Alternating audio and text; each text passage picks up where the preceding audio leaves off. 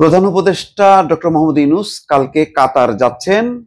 কারা হচ্ছেন সফর সঙ্গী এই নিয়ে একটা প্রতিবেদন দেখলাম। তো ডক্টর মোহাম্মদ ইউনূস যেখানেই যাচ্ছেন সেখানেই বাজিমাত করছেন।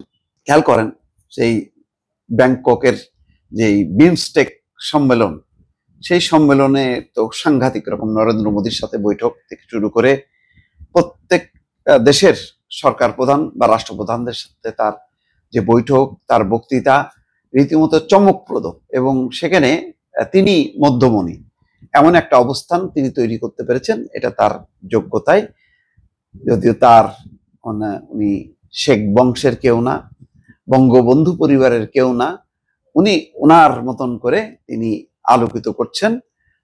যেখানেই যাচ্ছেন সেই সব সম্মেলন, সেই সব সেমিনার, সিম্পোজিয়াম, যাই বলি না কেন, মোট কথা ওনার যোগ্যতার কাছে সবাই ম্লান হয়ে যাচ্ছে।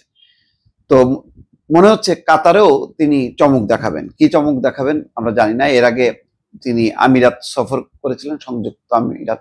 সেখানে বসে তিনি ইলন মাস্কের সঙ্গে কথা বলেছেন, স্টারলিংক দেশে এনেছেন, এবং সম্ভাব্য তখন মনে করা হচ্ছিল বাংলাদেশের উপর না জানি কি একটা গজব নাজেল হয়, কেননা নরেন্দ্র মোদী ওই সময় আমেরিকায়। তো তিনি কানে কানে কি কথা বলেন ট্রাম্পকে, ট্রাম্প ফট করে একটা দেখা যায় আদেশ সই করে দিল। তো তার আগেই তিনি উল্টো চাল দিয়ে দিলেন, ইলন মাস্কের সঙ্গে কথা বললেন, এবং ডোনাল্ড ট্রাম্প পাশে বসে শুনলেন যে না, ব্যবসা বাণিজ্য আছে, বাংলাদেশের সম্ভাবনা আছে, এবং আমাদের এখন পরম মিত্র বাংলাদেশকে এখন নাড়াচাড়া করা যাবে না। তো ফলে নরেন্দ্র মোদী ফেল, কিছুই হলো না, ট্রাম্প কিছুই বললো না, বরং এমন একটা তাচ্ছিল্য ভরে কথা বললো যে ওই ভারতীয় সাংবাদিক যখন বললো, তখন বললো যে ওই আপনাদের প্রাইম মিনিস্টারকেই বলেন, ওনার বাংলাদেশ সম্পর্কে হাজার বছরের গবেষণা আছে, ওনারাই এটা নিয়ে ঘাটুক, আমাদের এই সময় নেই। এর মধ্য দিয়ে একটা বোঝা গেল যে বাংলাদেশ বেঁচে গেল। তারপরে তো সামিট হলো, সামিটে সেই চমক, সেখানে বাংলাদেশের শেখ হাসিনাকে ফেরত পাঠানো, তারপরে তিস্তার পানি বন্টন, সীমান্ত হত্যা বন্ধ করা, এই বিষয়গুলো যে উত্থাপন করলো সাহসের সঙ্গে, এর ফলে দেশে তার ইমেজ বাড়লো। কাতারে তিনি সেখানে কাতারের আমিরের সাথে Sheikh Tamim bin Hamad Al থানির আমন্ত্রণে তিনি যাচ্ছেন, এবং প্রধান উপদেষ্টার সাথে বৈঠকের সম্ভাবনা আছে, যদি এটা একটা সেমিনার। দেখেন তার সাথে আবার যাচ্ছে কে, তৌহিদ হোসেন পররাষ্ট্র উপদেষ্টা, জ্বালানি উপদেষ্টা মোহাম্মদ ফাজুল কবির খান। খুব বেছে বেছে দেখেন, পররাষ্ট্র সংক্রান্ত যেহেতু বিষয়টা, তৌহিদ হোসেন আছেন। আর জ্বালানির একটা ব্যাপার আছে, কাতারের সাথে যদি একটা মানে দীর্ঘমেয়াদী একটা জ্বালানি চুক্তি করা যায়, তাহলে বাংলাদেশ কম মূল্যে জ্বালানি পাবে। শিল্প উপদেষ্টা আদিলুর রহমান খান আছেন, যেহেতু একটা শিল্প সমৃদ্ধ দেশ কাতার, বেছে বেছে নিয়ে গেছেন। আর কাদেরকে নিয়েছেন দেখেন, বাংলাদেশের 4 জন জাতীয় নারী ক্রীড়াবিদ প্রধান উপদেষ্টার সঙ্গে যাবেন। ফুটবলার আফিদা খন্দকার, শাহেদা আক্তার রিপা, ক্রিকেটার সুমাইয়া আক্তার এবং শারমিন সুলতানা।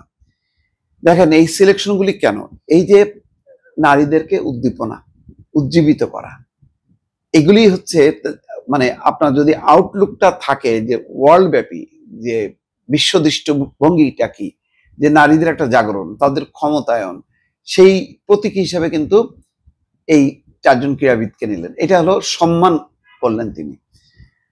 আর আমাদের যদি মাশাআল্লাহ, আর কি বলবো, এটা বললে অনেকের মানে কষ্ট হবে আর কি, তো বলি, শুধু কম্পেয়ারটা করেন। মাত্র 8 মাস আগে যে শেখ হাসিনা ছিলেন, মনে করেন এরকম একটা সামিটে উনি দাওয়াত পেলেন, কি করতেন?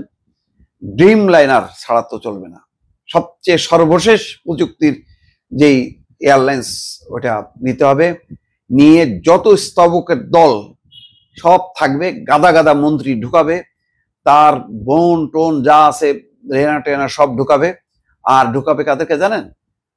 ওই যে এক দল হচ্ছে স্তবক, যারা ওই যে ওখানে বলবেন শেখ হাসিনা আসছে, একেবারে কাতার আলোকিত হয়ে গেছে, ওই মানে চাটুকার যত সাংবাদিকের দল বেছে বেছে নিয়ে যাবে প্লেন ভরে, আবার তাদেরকে নিয়ে আসবে, নিয়ে এসে পরের দিন গণভবনে বলবে কাতারের সফর সফল হয়েছে।